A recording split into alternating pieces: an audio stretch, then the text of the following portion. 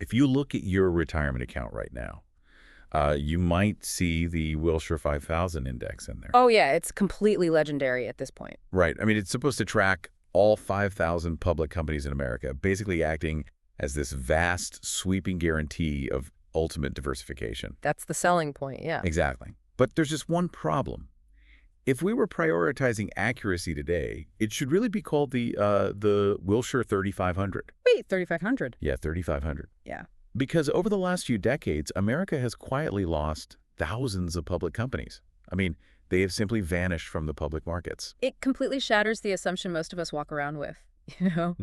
We tend to view the public stock market as this continuously expanding universe of opportunity, like an engine of growth that just gets bigger every single year. Right, but the math says otherwise. Yeah, the mathematical reality is that the pool of companies available to everyday investors is actually shrinking rapidly. And that shrinking pool is really the entire focus of our deep dive today. Yeah. So we're breaking down a genuinely fascinating Yahoo Finance interview with a top official from the SEC, the Securities and Exchange Commission. It's a really revealing interview, honestly. It really is. We are going to look at the quiet crisis of the disappearing public company and, well, the highly controversial rules the SEC is proposing to try and fix it. And there is a lot of controversy there. Oh, tons.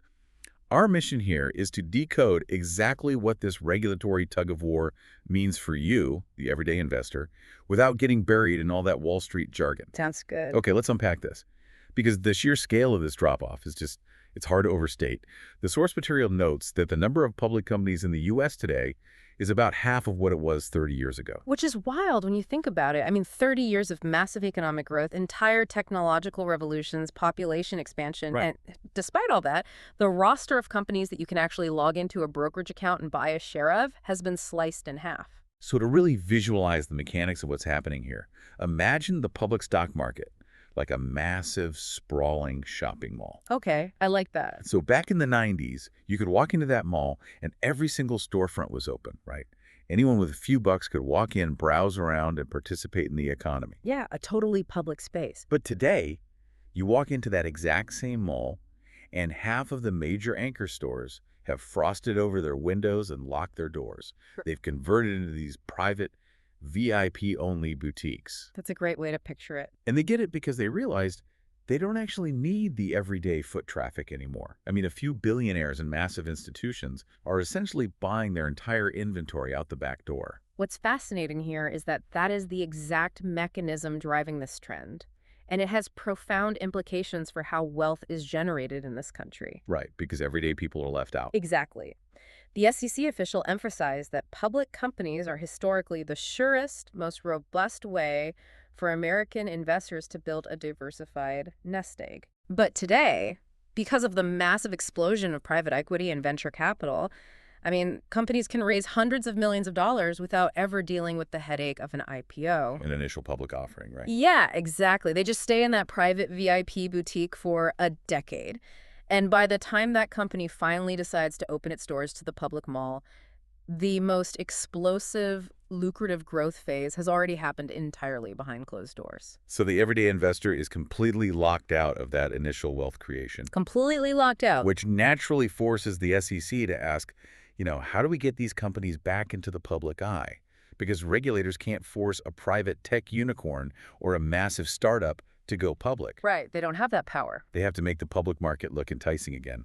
So if the mall is emptying out, how are they actually doing that? Well, to do that, the SEC is currently scouring its own rule book to identify what they can modernize or, in the eyes of their critics, what they can deregulate. Ah, right. Deregulation is always a loaded word. It is. The strategy is basically to reduce the immense financial and administrative burden of being a public company, making that IPO pathway attractive again. And that strategy brings us to the first massive proposal in this interview, which is the $2 billion rule. This one is huge. It is. So the SEC wants to grant small company filing status to any company with up to $2 billion in public shares. Which is funny because $2 billion might not sound small to anyone listening. Right. $2 billion is massive. But in the regulatory world, this status unlocks major financial shortcuts. It really does. Instead of providing 3 years of heavily audited historical financials, these companies would only need to provide 2 years. Yeah. They would be exempt from certain complex risk disclosures, and they could drastically reduce the amount of information they have to share about executive compensation. Yeah, the cost savings there are just immense. We are talking about eliminating thousands of hours of billable time from elite corporate lawyers, Yeah. accountants, compliance teams. Millions of dollars, probably. Oh, easily. It significantly lowers the toll required to travel on the public highway. But hold on. I mean, playing devil's advocate here on behalf of the listener, you are fundamentally asking people to take on more risk so a CEO can save money on auditing fees. That is the argument, yes. Because if I am buying a stock on my phone, I am relying on the fact that regulators force that company to show their work. I want to see that third year of financial history to spot long-term debt trends, right? Of course. I want to know exactly what the executives are paying themselves. By dropping these requirements, isn't the SEC just artificially boosting IPO numbers by sacrificing our safety? You are tapping into the exact tension at the heart of this entire debate, because the source material outlines some fierce pushback on this front. I bet. Yeah, the critics who are flooding the SEC with comment letters argue that this rule directly erodes transparency. They believe it strips away crucial investor protections without any real guarantee that it will actually coax private companies into going public. So they just see it as a handout. Basically, they view it as a corporate giveaway that leaves the retail buyer flying blind. So how does the SEC possibly justify lowering the bar when the critics are waving these massive red flags? Well, the SEC defends this by pointing to the JOBS Act. Okay, remind us what that is. That was a piece of legislation passed back in 2012, specifically designed in the wake of the financial crisis to help small businesses raise capital by easing certain securities regulations. Right, okay. So the SEC argues they are simply taking that existing congressionally approved framework and widening the on-ramp, giving these companies a smoother glide path into the public markets. Like expanding what's already there. Exactly. And they also emphasize that this is a targeted rule. I mean, over 90% of public companies, the Apples, the Microsofts, the massive blue chips, they will still fall outside this exemption. Oh, okay, so they still have to follow the strictest traditional disclosure rules. Correct. But even if it is targeted, messing with the concept of disclosure makes people very, very nervous. Yeah, because in the American market, disclosure is practically a religion. It is. And the SEC official actually brought up some fascinating historical context to defend their philosophy on what actually constitutes a necessary disclosure. Oh, really? What kind of context? They pointed to a 1976 Supreme Court decision written by Justice Thurgood Marshall. Okay, going back a bit. Yeah. In that case, Justice Marshall had to legally define the concept of materiality. Essentially, he had to draw a line in the sand regarding what a company actually has to tell the public. Because obviously a company can't hand over every single email, text message, and, cafeteria receipt. There has to be some sort of filter. Exactly. And the filter Marshall defined is what an objective, reasonable investor would need to know to make an informed investment decision. A reasonable investor. Right.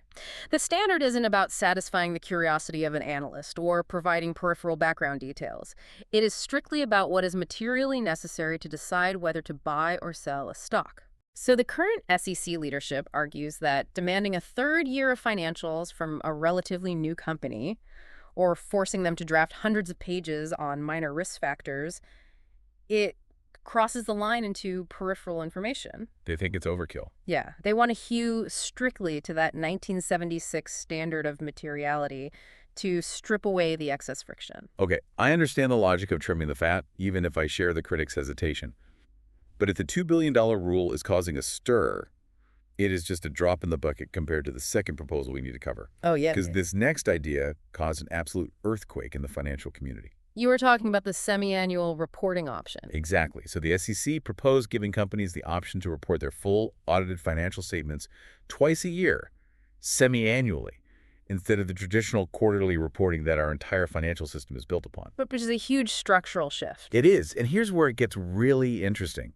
The backlash wasn't just loud, it was practically unanimous. Yeah, the numbers on this are staggering. A tracker created by an accounting professor at Ohio State University showed the SEC received over 200,000 comment letters regarding this specific proposal. 200,000. And out of those hundreds of thousands of letters, 99.5% opposed the rule. I mean, seeing 99.5% opposition on any regulatory proposal is incredibly rare.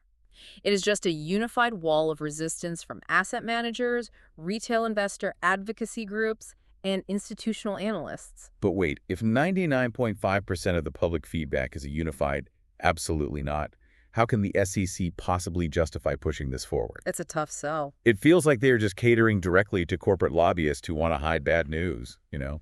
Asset managers were arguing this would throw a blanket over the market for 6 months at a time. Which is a valid fear. The quarterly earnings report, the 10Q, is the heartbeat of Wall Street. Taking that away is like asking us to drive down the highway while blinking our eyes shut for miles at a time. The fear of companies hiding their bleeding for an extra 3 months is very real. I mean, nobody wants that. But looking impartially at the SEC's rationale, their defense relies on a practical reality. The current quarterly mandate is a rigid, one-size-fits-all rule being applied to a market that comes in wildly different shapes and sizes. Yeah, the interview did provide one specific scenario that actually forced me to pause and reconsider my initial outrage. You're thinking of the pre-revenue biotech company, right? Exactly, yeah. Walk us through that. Well, consider a young biotechnology firm that just went public. Their entire business model rests on a team of scientists developing a single drug, and they are basically just waiting on the FDA to approve it. Which takes forever. Right. That clinical trial and approval process can take 3 to 5 years. During that entire window, the company is generating absolutely zero revenue. They're just burning through the cash they raised. Exactly. Yet, under the current quarterly system, 4 times a year, they must divert massive amounts of time and capital to hire auditors and specialized lawyers to draft a complex, legally binding 10Q document. And all that just to say what? Just to formally announce to the market that they still have zero revenue and are still waiting on the FDA. Wow. Yeah, it transforms from a vital investor protection into basically a bureaucratic cash bonfire. A cash bonfire is a great way to put it. Because as an investor, you want them spending that capital in the laboratory, not in a corporate law office. And that is the exact mechanism the SEC is trying to address. Their argument is that giving a company like that the option to file a full, expensive legal report semi-annually, while perhaps just hosting an informal earnings call during the off-quarters, is a much more responsible use of shareholder money. So they aren't banning the quarterly report entirely. No, not at all. They are arguing for optionality when a full-blown 10Q doesn't fit the life cycle of the business. Okay, the nuance makes sense in that specific vacuum, though the 99.5% opposition proves the market deeply distrusts how companies might abuse that optionality. Without a doubt. But let's look at the broader causality here. Even if these relaxed rules work perfectly, and hundreds of massive private companies suddenly decide to unlock the doors of their VIP boutiques and go public, that doesn't actually solve the problem for you and me if we still can't get access to those shares on day one. Right, which pivots the conversation directly to the mechanics of democratized access. And that is perhaps the most frustrating barrier for the everyday investor. Yeah, because the source material dives into this well-known hierarchy surrounding IPOs. When a highly anticipated company finally rings the bell on the New York Stock Exchange, who actually gets to buy the stock at the official IPO price? Spoiler alert, it's not us. Right. It's the insiders. It's the investment banks orchestrating the deal. It's the ultra-wealthy institutional clients of those banks participating in what's known as the book-building phase. The VIPs. By the time that ticker symbol finally goes live on a retail brokerage app and a normal person can click buy, the price has often surged 30 or 40%. We are forced to buy the top of the hype cycle, basically fighting over the retail leftovers.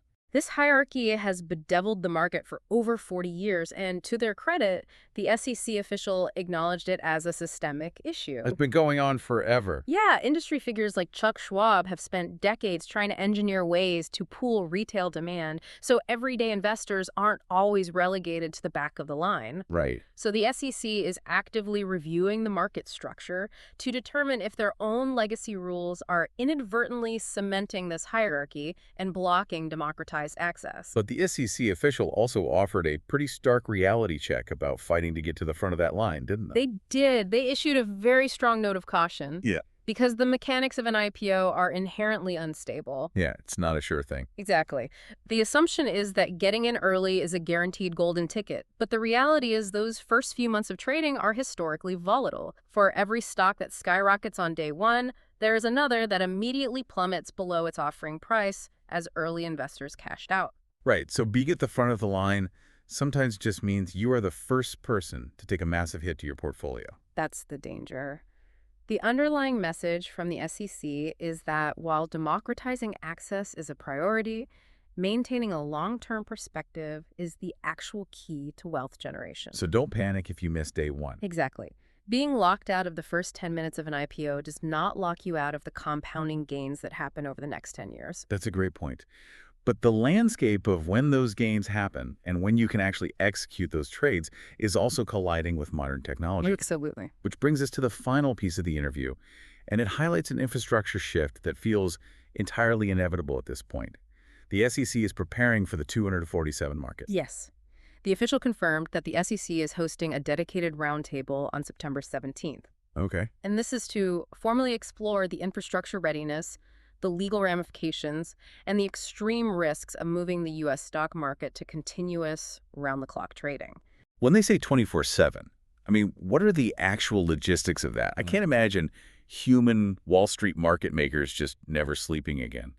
Are we talking about algorithms trading 7 days a week, 24 hours a day? Well, the industry proposal is actually slightly more constrained than that. The official clarified that the working model is referred to as 235. 235. Okay, so they are keeping the weekend sacred. Right. Weekends remain off limits, which accounts for the 5 days, and the 23 hours accounts for the reality of digital plumbing. Digital plumbing. Yeah. There needs to be at least 1 hour of downtime every single day, likely in the dead of night, to take the exchange systems offline, run massive software updates, settle the day's ledgers, and reboot the servers. Gotcha, that makes sense. But the official made a crucial point here.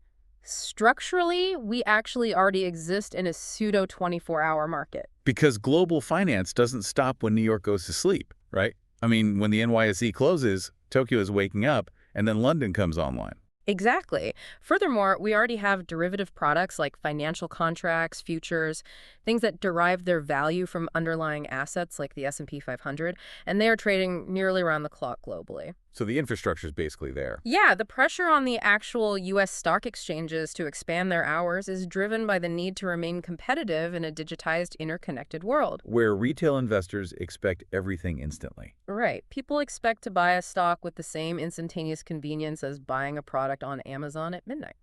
But this raises an important question, right?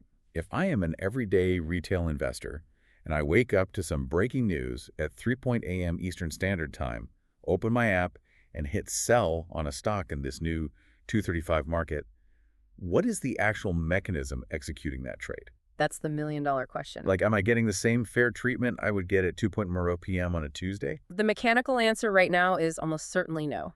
And that is the multi-trillion-dollar risk the September 17th roundtable has to address.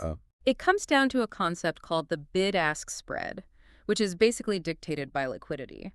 At 2 p.m. on a Tuesday, there are millions of active buyers and sellers in the market. So it's super active. Very. And that high volume means the gap between what a seller wants and a buyer will pay the spread is incredibly tight, maybe just a penny or two. But at 3 a.m., the human traders are asleep, the massive mutual funds aren't buying, and the volume just drops off a cliff. Exactly. When volume vanishes, the only entity on the other side of your 3 a.m. trade is likely a market maker algorithm. And algorithms don't like risk. No, they don't. That algorithm knows it is taking on significant risk by buying your shares in the dark and having to hold them for hours until the morning bell rings and real price discovery actually happens. So what does the algorithm do? To protect itself against that risk, the algorithm widened the bid-ask spread drastically. Basically, it will offer you a terrible price. Wow. So a retail investor could panic sell at 3 a.m., get absolutely fleeced on the execution price, and not even understand why the market gave them such a raw deal? Yep. The SEC official acknowledged these exact critical risks. Like, do investors have the same, quote, protections overnight? Is the market fragmented? Those are huge concerns. They are. The SEC expressed confidence that technological innovation will eventually smooth out these overnight liquidity deserts, but they were adamant that these mechanisms must be stress-tested responsibly before anyone simply flips the switch on an all-night market. So what does this all mean? When we zoom out and look at the causality connecting all the pieces of this single Yahoo Finance interview, we are looking at a foundational pillar of American wealth undergoing a massive identity crisis. That's exactly what it is. The SEC is desperately trying to engineer a way to lure companies out of their private VIP boutiques by cutting regulatory red tape, reducing financial audits, and even questioning the sacred rhythm of the quarterly earnings report. And getting a lot of heat for it. Exactly. Simultaneously, they are facing a unified wall of public pushback from investors who refuse to surrender the transparency that makes the U.S. market the safest in the world. It's a delicate balancing act. It really is. And colliding with all of this is the relentless pressure of a digitized world demanding a 235 sleepless trading environment. The mechanisms of the market are just being stretched in wildly different directions. The tension is palpable. I think the most crucial takeaway for you, the listener, goes far beyond the technical mechanics of a $2 billion rule or a late-night bid-ask spread. Hmm. It is the philosophical shift happening beneath the surface. This raises an important question.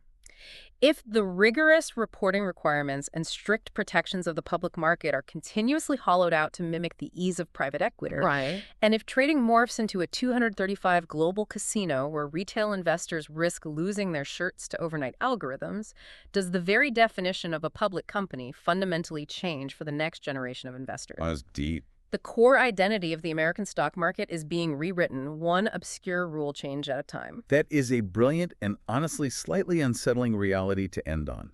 It fundamentally changes how we need to look at the numbers in our own portfolio. So it really does. Thank you so much for joining us on this deep dive.